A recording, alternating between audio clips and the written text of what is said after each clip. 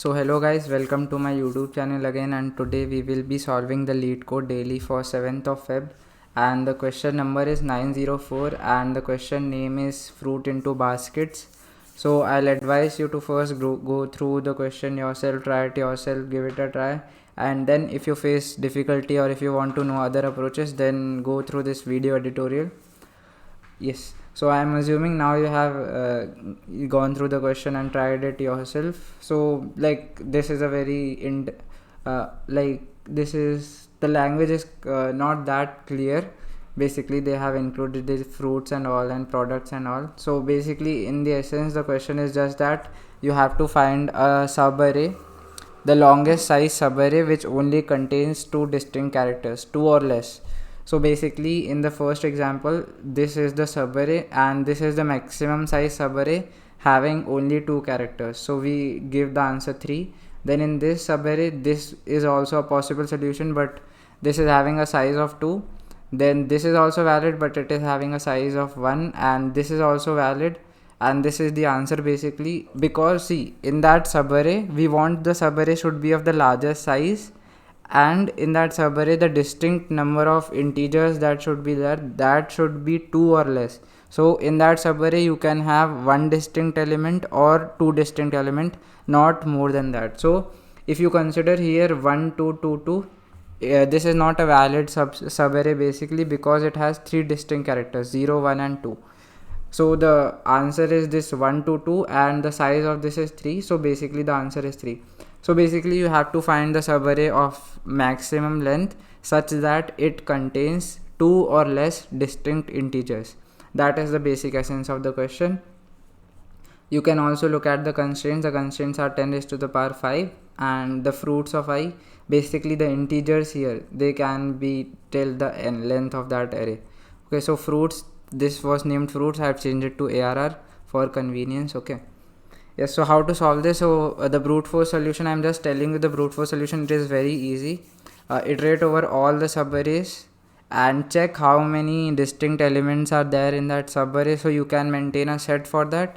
And if the set size is less than or equal to 2, then you can update the answer variable with that length. So that is a brute force solution, basically n square, and you will be maintaining one set also, so it will be n square log n. But yes, so iterate over all the subarrays, find the number of distinct integers in that subarray using a set. If the set size is less than equal to 2, then update the answer. So yes, that is the brute force solution, n square log n, and it won't pass, but give it a try. Okay, then the optimized solution, basically in this question, here you can see one property that if L2R is valid, like if L2R is valid, that means that if the subarray from L2R, if the subarray from L2R, like from L2R is having two distinct integers, two or less distinct integers, so the any subarray which is a part of this L2R is also valid. Basically if you take any part from this L2R, it will have two or less. So if L2R is valid, then anything between L2R is also valid, like any subarray of L2R is also valid. So when you have this property, then you can very well see that 2 pointers can be applied. Okay, suppose I give you an example 1 2 1 1 2. So this L2R from the start to the end, this is valid. So if this is valid, then if you take any part of this, you take 1 2, you take this 2 1 1, you take this 1 2, you take this 1 1 2, any part of this, any subarray of this subarray if you take, then that is also valid. So if this is a case that if one subarray is valid, then it signifies that all the internal subarrays which can be made from that subarray, those are also valid. So in this scenario, 2 pointers can be applied. Okay, so this is the basic intuition for 2 pointers, that when we can apply the 2 pointers. And this is a basically 2 pointer sliding window technique.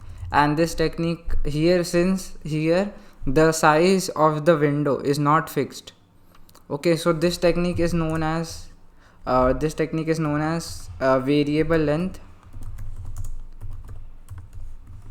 sliding window technique. Okay, so this is variable length sliding window technique. Here we take 2 pointers. One is the start pointer, which indicates the start of the subarray, and one pointer is the end pointer, which indicates the end of the subarray. Both start with 0. Okay, both of them start with 0, and you see, we have to maintain that in that subarray, the distinct character should be just 2. So we'll have a map for that. We'll say it frequency map, that will store the frequency of each and every character inside that subarray. So what we do, we increase the end and acquire more and more elements, till we get more than 3 distinct elements. Like till we have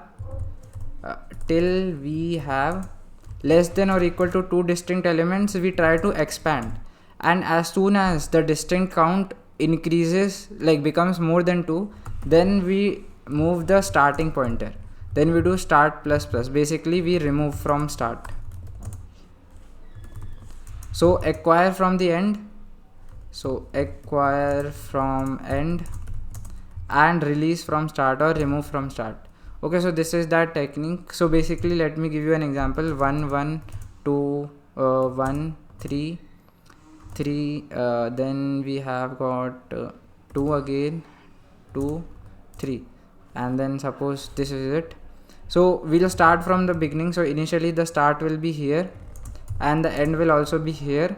So here, since there is just one distinct character, so this window is valid. So if we are valid, we will always maintain one property, that from the start to the end it has to have just two or less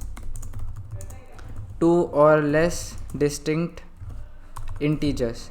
This property will be valid in the window. So if you have a subarray from start to end, this property will be valid. So start is, so if I do the indexing here, 0 1 2 3 4 5 6 7 8, so initially start is pointing to 0, end is also pointing to 0, and in our window we just have one distinct character, that is 1. So we move the end. When we move the end, here also in this window we have just one distinct character. So if we are still valid, then we increase the end. Now we have got two distinct characters, like 1 1 2. 1 1 2 means that we have two distinct characters. Okay, so now we have got these two distinct characters. Yes, now see, again we increase this 3. Okay, again we since this was valid, so we increase the end pointer. So now 1 is also there, but still we have got just two distinct characters. Okay, so we again increase the E. Now if you look in this window, then we have got 3 distinct characters. So now it has become invalid. So when it becomes invalid, we will move the start pointer. So move the start to this. Now this is also invalid because it is having just two. It is having 3 distinct characters, but we wanted it to have just two. And characters and integers, basically I am using it interchangeably, but here we are dealing with integers. Okay. Now here also we have got 3. So this is also not valid. Then this. Now you can see that this is again valid. So now this S will stop moving this S. So we'll keep on moving this S until and unless our window becomes valid again. Now end will move here, valid, again end will move invalid. So like whenever you have the valid case, try to update the answer. Like every valid case you update your answer with the maximum length of that subarray. Okay. Yes, this is it. Then see, this is invalid basically. So again start will move. Now this has again become valid. So end will move. Again valid. Again ends will move. Again valid. Yes, end will move, and that is we are done. When end is out of the array, we are done. So this is it. We maintain one property. The property is that inside this window, the number of distinct characters should be 2 or less. If it is, then keep on moving the end. If it is not, then remove from the start. Keep on increasing the start till you again get a valid. So yes, this is it. And basically, let us now code this. Okay. So the code will also be very simple, like variable length sliding window technique has a fixed code, only 2 or 3 things change every time. So if you want, you can also remember this, like this is a template kind of thing for variable and sliding window. So first we take the size of the array, then we make 2 pointers, start is equal to 0, int end is equal to 0. We'll also have a map which will store the frequency of each and every integer. So frequency, then see while j is less than n, so the end pointer, not j, while end is less than num, and you do end plus plus here.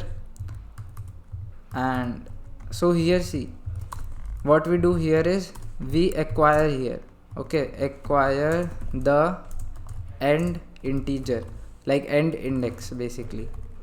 So in the frequency, this ARR of end plus plus will happen. So this is acquiring the end index, okay.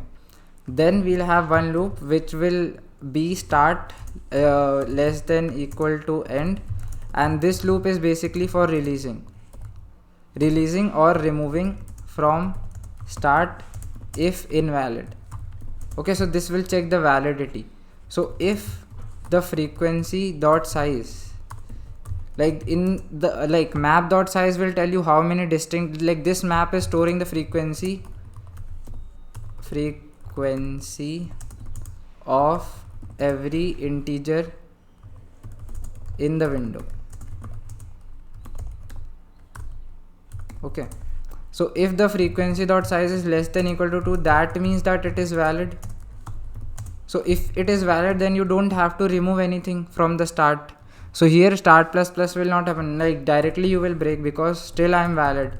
So we just have to maintain that at every moment of time we are valid. If we are invalid, so if we come here, that means that the frequency is like frequency dot size is greater than 2, that means we are invalid. So if we are invalid, then we have to remove the starting point and move the start. So see here we were invalid, right? If I was here, then we were invalid. So we remove this character from the frequency map. So frequency of ARR of start minus minus. So we decrease the frequency, and if the frequency, because see we are using map dot size to find how many distinct characters are there. But suppose what like the whomsoever element was at the starting position, its frequency has become 0. So 0 means that it will contribute, 0 also is a value, right? So it will contribute to the frequency dot size later, but 0 means that it is not present. So once it becomes 0, then directly delete it from the frequency map also. So if frequency of ARR of start is equal to 0, that means it is not present, its frequency has become 0. So no need to keep it in the frequency map. So frequency dot erase ARR of start. So erase that element, okay. And here we move the start plus plus. So in this, if this is the case, like so what it will do, start less than equal to end, because the starting point will always be less than equal to end, the start cannot exceed the end. So this is it. And if frequency of size is less than equal to 2, then it will break, otherwise it will remove that element. And if the frequency has become 0, it will erase it from the frequency also, and it will do start plus plus. And this while loop will keep on running unless and until we hit this valid case. So suppose we have to remove 2 elements, so start plus plus will happen. But again, suppose we were here, suppose we were at this position start, and suppose we were here, so suppose this was also 1, so we have to remove this element also. Still after removing this element, this is not valid, because after removing this element you do start plus plus, and still this window is not valid. So you again have to do start plus 1. So till you reach the valid case, the inside while loop will keep on running. And once we are out, so we will maintain one answer here, okay, answer is equal to 0. And now if we are outside this while loop, okay, outside this while loop, that will mean that I am in the valid case. So because we will this is just for maintaining that we are in the valid state. So outside we don't have to check whether we are valid or not, this is maintaining that, okay. In some questions you have to check here, but this is not that question. Okay, so this, because this is maintaining that we are in the valid state. So answer is equal to max of answer, comma, we have the subarray from end to start, so the size of it will be end minus start plus 1, and at the end we just return the answer.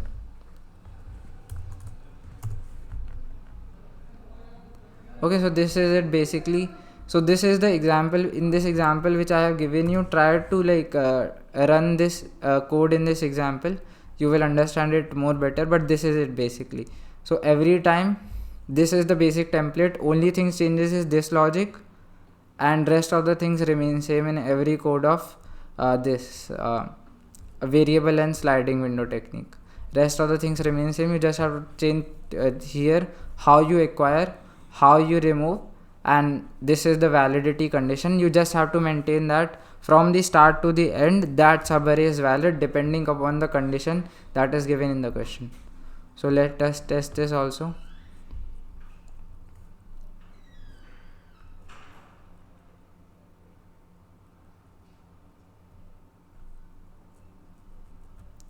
Okay, we are not doing end plus plus, so here we should have done end plus 1, because we are using a while loop, so end will like increase in every point, every iteration end will increase. So yes, it works.